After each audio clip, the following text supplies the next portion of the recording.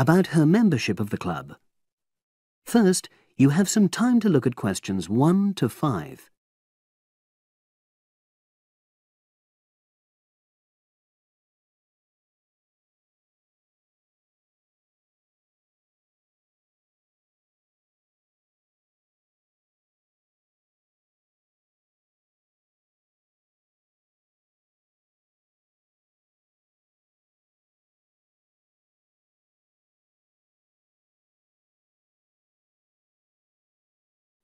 Now we shall begin.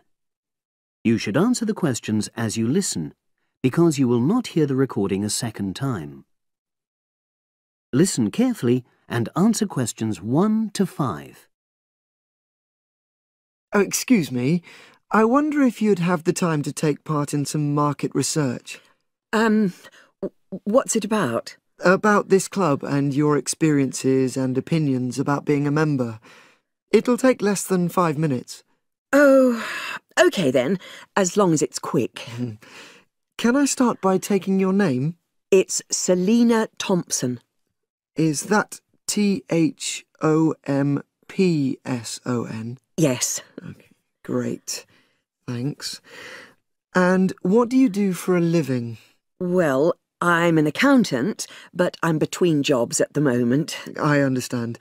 But that's the job I'll put down on the form. And would you mind my asking which age group you fall into? Below 30, 31 to 50, and above? Over 50, I think we can safely say. Great, thanks. And which type of membership do you have? Sorry, I'm not sure what you mean. Do you mean how long? No, is it a single-person membership? Oh, right, no, it's a family membership. Thanks. And how long have you been a member? Ooh, let me see. I was certainly here 5 years ago, and it was probably 2 to 3 years more than that. Shall I put down 8? Oh, I remember now. It's 9, definitely. Sorry. No problem. I've got that. And the last question in this first part is, what brought you to the club? Sorry? How did you find out about the club? Did you see any ads? Well, I did actually, but I have to say I wasn't really attracted to the club because of that. It was through word of mouth. So you were recommended by a friend? Actually, my doctor. I'd been suffering from high blood pressure, and he said the club was very supportive of people with that condition, so I signed up. Great, thanks. Before you hear the rest of the conversation, you have some time to look at questions 6 to 10.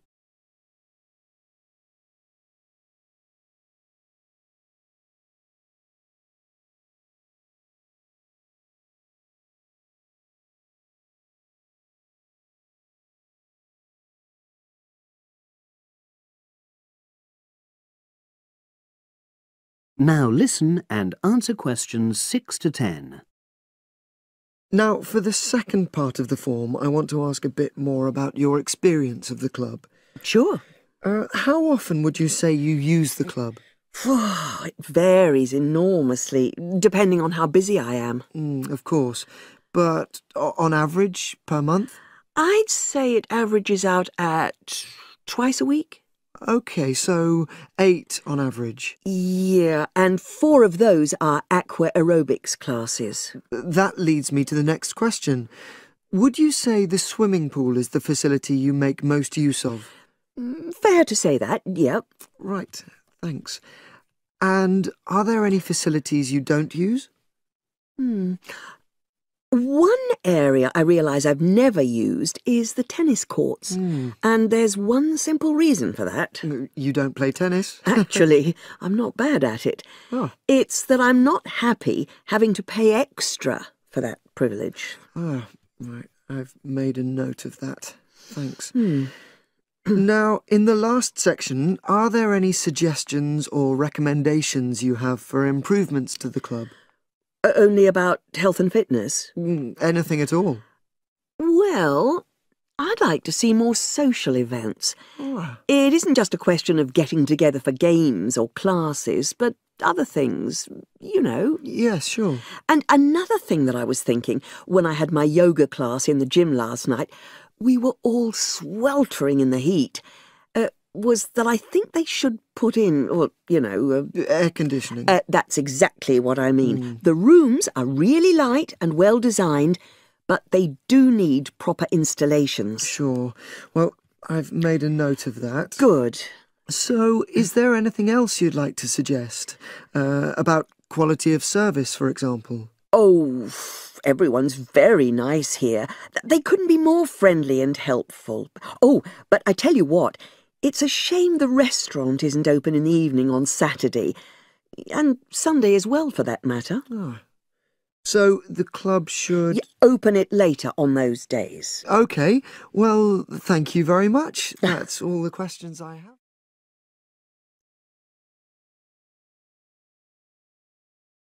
That is the end of part 1. You now have half a minute to check your answers.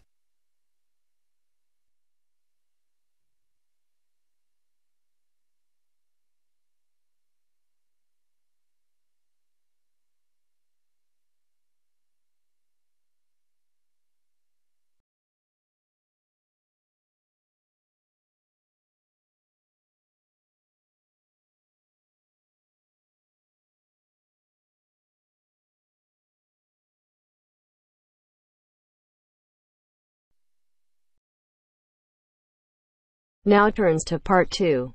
Part 2. You are going to listen to two students talking about a presentation on time management. First, you have some time to look at questions 11 to 15.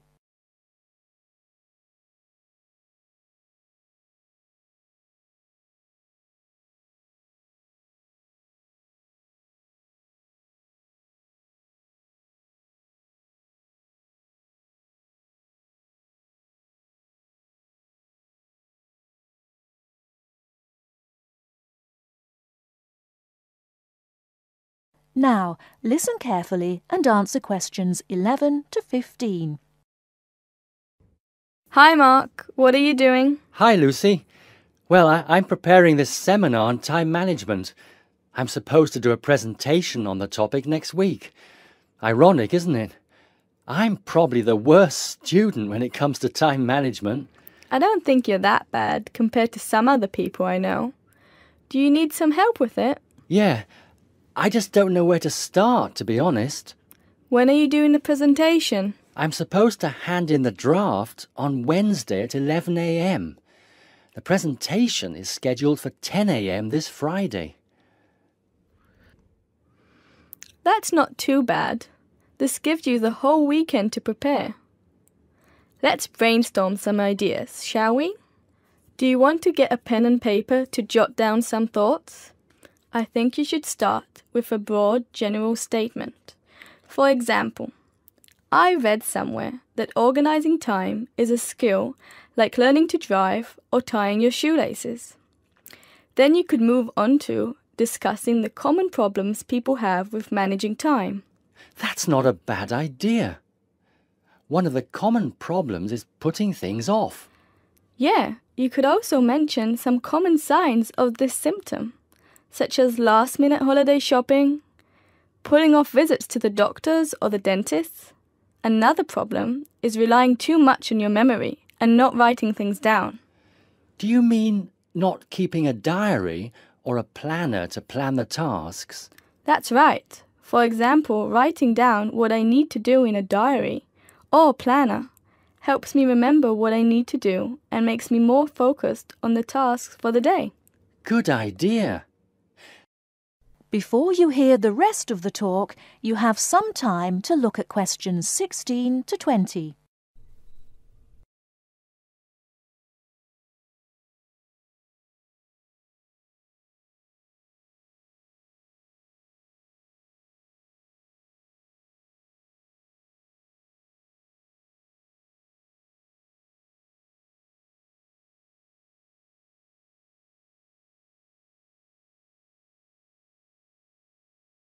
Now listen and answer questions 16 to 20. That reminds me of something I've been meaning to do for a while now. Anyway, I should also include some advice on how to deal with the problem, shouldn't I? Sure, you can talk about some ways of stopping procrastination. I guess making a to-do list can help one focus on what needs to be done. Definitely. Another way to deal with the problem is to prioritize and do the hardest job first, the one which requires the most effort and concentration. Also, my tutor recommended that I should break big projects into small parts with a specific goal. Having an action plan has worked for me. I usually make a list of small tasks I need to do to achieve a goal. Sometimes I just don't feel like getting down to work because a task seems too overwhelming for me to even think about. This technique helps me reduce psychological pressure if I think of a project as a set of easily achievable tasks. Don't you think? I know what you mean. I often feel like that myself with the statistics project I've been doing this term. I'm well behind and the deadline is next week. I think setting deadlines and sticking to them can help one to achieve goals. You can discuss this aspect in your presentation too. A good point. Setting deadlines can also help one become more realistic about the time it takes to do tasks. Another point you could include is how to deal with interruptions. Okay, I guess blocking in time to handle unpredictable interruptions can help one stay focused. Not just that, some interruptions, such as phone calls, can be easily avoided by using answering machines, for example. Saying no, which is one of the most useful words in English, is also very effective. It can be tough sometimes, but you've got to learn to say it nicely but firmly. I think you've got enough ideas here to start with. Definitely. Thanks a lot for your help. I just need to type the ideas up and I think I'm all set. Do you think you can lend me your laptop for a couple of hours? I'm afraid I can't. I've got to finish my own project. Never mind. I'll use one at the library. You certainly know how to say no. Learned it the hard way. Got to go now. Good luck with the presentation. Cheers. See you later.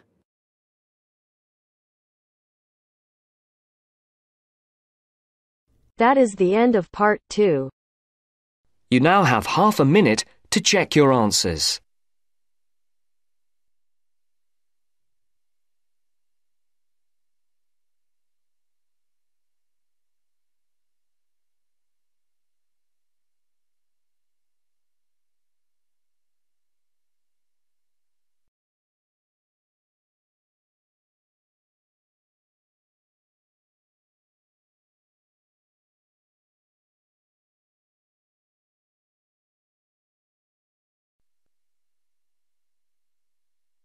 Now turns to part 3.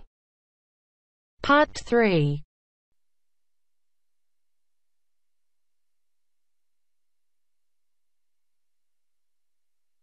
Now turns to part 3.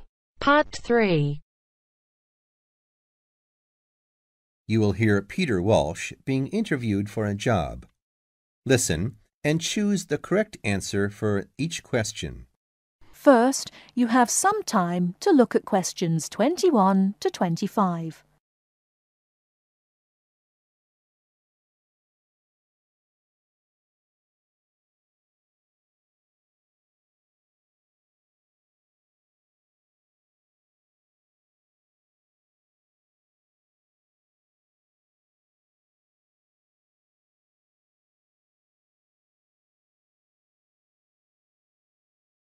Now, listen carefully and answer questions 21 to 25. Joanne! Hi, you must be Rob. Nice to meet you. So, I hear you're planning to visit Australia. Yeah, and I really wanted to talk to you because I was thinking of spending some time in Darwin, and my sister told me you're from there. That's right. So, tell me about it. Well, where shall I start?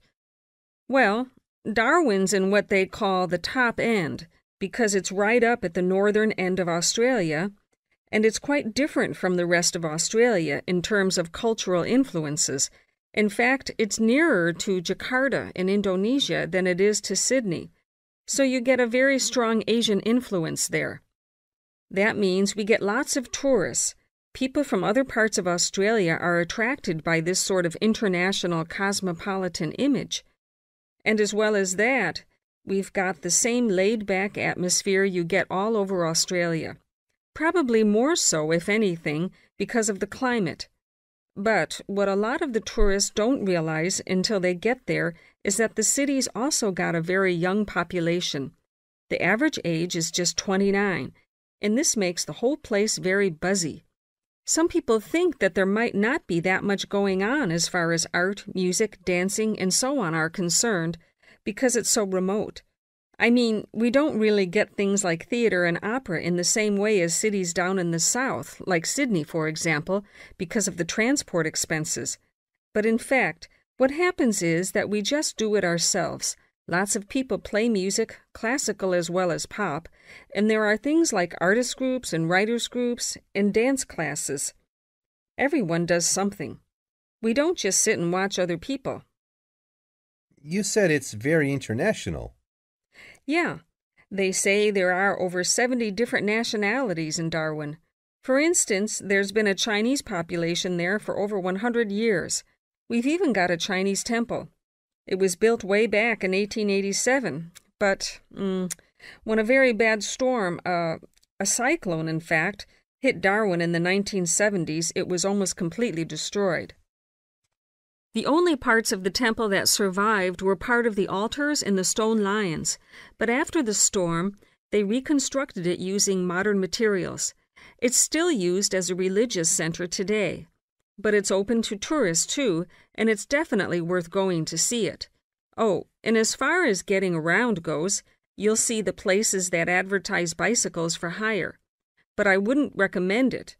A lot of the year, it's just so hot and humid. Some tourists think it'll be fine because there's not much in the way of hills and the traffic's quite light compared with some places, but believe me, you're better off with public transport. It's fine and not expensive. Or you can hire a car, but it's not really worth it. What's the swimming like? Well, there are some good beaches, but the trouble is that there's this nasty creature called the box jellyfish, and if it stings you, you're in bad trouble. So you have to be very careful most of the year, especially in the winter months. You can wear a lycra suit to cover your arms and legs, but I wouldn't like to risk it even so, personally. And there are the saltwater crocodiles, too. I mean, I don't want to put you off. There are protected swimming areas netted off where you'll be safe from jellyfish and crocs, or there are the public swimming pools. They're fine, of course. Before you hear the rest of the talk, you have some time to look at questions 26 to 30.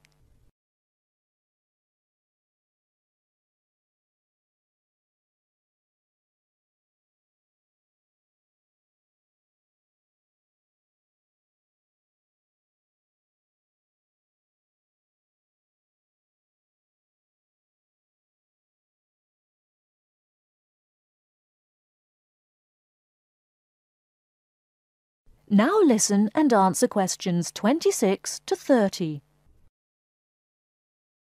And answer the questions. Please sit down, Mr. Walsh. My name's Jane Swain, and I'm the personnel manager. Hello, how do you do? Now, this is just a short preliminary interview. I'd like to chat about your present job and what you've done up till now. Yes, of course. Well, could you tell me how long you've had your present position in Weston's? It is Weston's, isn't it? Yes, that's right. I am not sure. Let's see. I left university in 2005. Is that right? Yes, 2005. Then I was unemployed for about 3 months. And then I traveled round America for a few months. So, yes, it must be about 3 years now, in fact. Yes. And have you any particular reason for wanting to change jobs? I mean, why do you want to move? Well, I actually like my present job and still find it interesting and stimulating. The salary's okay, so it's nothing to do with money, though you can always do with more. I suppose the thing is that I'm really very ambitious and keen to get promoted, so that's the real reason. You say you like your job. Can you tell me what aspect you like most? Oh, my dear, that's difficult. There are so many things. The other people are great. There's a good cooperative atmosphere. I mean, among the staff, and compared to other companies, the conditions are great. I mean, the office itself and the working conditions. And then there's the fact that they give me lots of room for initiative and let me make decisions. You know, that's what I really like most about the job. Yes, well, we're looking for someone like that. You know, someone who isn't a clock watcher and who isn't too concerned about working fairly long hours. Oh, I don't mind that. I'm used to it. And what about your education? You went to Manchester University, didn't you? Yes. After leaving school, I started a diploma course in design, but I decided to give it up and did an arts degree at university instead. Good. And have you done any courses since?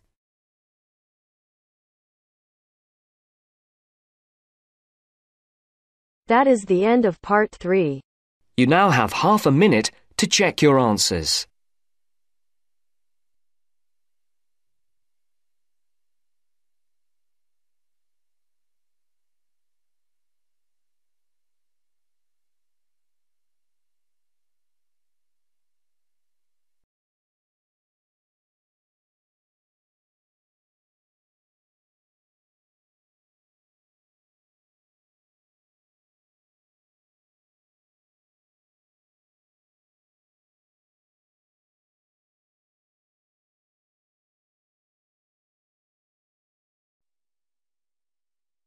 Now turns to part 4. Part 4. You will hear a lecturer talking about the process of fossilization. First, you have some time to look at questions 31 to 40.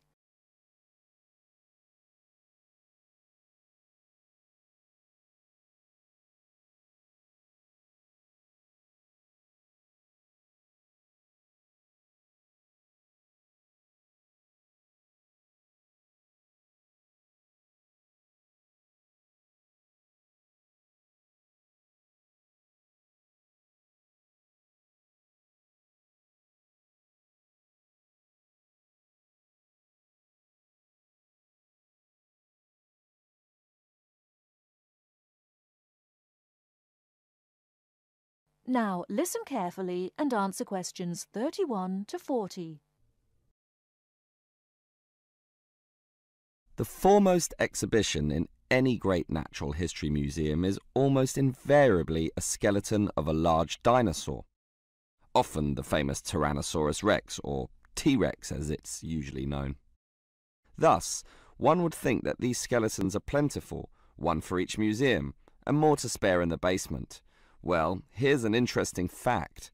Almost every one of those T-Rex skeletons are just copies of the original fossils, and we only have 20 sets of these in the whole world. And the most complete is still missing 1/5 of its bones, and the rest are missing a lot more. And given that these dinosaurs once numbered in the thousands and existed on this earth for perhaps 3 million years, you can realize an obvious fact. Fossilization is actually an extremely rare occurrence. Fossilization can only occur when, after an animal dies, it is buried in soft mud or silt relatively quickly before the body completely rots or is torn to pieces by scavengers. Given this fact, the overwhelming majority of fossils are in marine sediment, where former marine life sank to the sea bottom, where sediment was being continually deposited. This means that we have a fairly good idea of the life in Earth's ancient oceans, but a much sketchier view of the land-based life forms. Fossilization on land needs water and mud, meaning that it is most often near ancient river sites and lakes. But it is still so rare that there are, in fact, large stretches of geological time about which we don't quite know what was happening at all. So, given that fossilization is so rare, the natural question is, what can increase its odds? Well, fossilization mostly occurs with organisms which meet three basic criteria. 1. They must have hard body parts, for example, shells, plates, bones and teeth. Unfortunately, the soft parts just rot away far too quickly to be fossilized. And I say unfortunately because it is often the soft fleshy features that most interest us. An elephant's trunk, for example, would not fossilize, and from the skeleton alone, we would never know the trunk was there. The second criterion for more likely fossilization is that the organism in question must have existed in considerable numbers and be spread over a wide geographical range. This simply increases the statistical probability that one of them will one day be fossilized and hopefully found. Finally, and by the same logic, the species needs to have existed on the Earth for a long time, and the longer, the better. So, these are the three main criteria, but there are others.